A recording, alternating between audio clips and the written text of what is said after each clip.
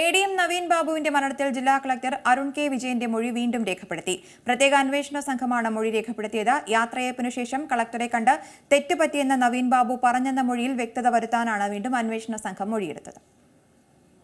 ADM Naveen ബാബുവിന്റെ മരണവുമായി ബന്ധപ്പെട്ട് ജില്ലാ കളക്ടർ അരുൺ കെ വിജയന്റെ മൊഴി വീണ്ടും രേഖപ്പെടുത്തി. പ്രത്യേക അന്വേഷണ സംഘമാണ് മൊഴിയെടുത്തത്. ഒരു തെറ്റുപറ്റിയെന്ന് ADM തന്നോട് പറഞ്ഞെന്ന കളക്ടറുടെ മൊഴി നേരത്തെ പുറത്തു വന്നിരുന്നു. ഇതിൽ കൂടുതൽ വ്യക്തത വരുത്താനാണ് വീണ്ടും മൊഴിയെടുത്തത്. തെറ്റുപറ്റിയെന്ന് ADM തന്നോട് പറഞ്ഞെന്ന കളക്ടറുടെ മൊഴിക്കെതിരെ നവീൻ ബാബുവിന്റെ കുടുംബം രംഗത്തെത്തിയിരുന്നു. മുൻ ജില്ലാ പഞ്ചായത്ത് പ്രസിഡന്റ് PP ദിവ്യയെ രക്ഷിക്കാൻ കളക്ടർ കൂട്ടുനിൽക്കുകയാണെന്നായിരുന്നു കുടുംബത്തിന്റെ ആരോപണം. ഇതേ ആരോപണം ഹൈക്കോടതിയിലും കുടുംബം ആവർത്തിച്ചിരുന്നു.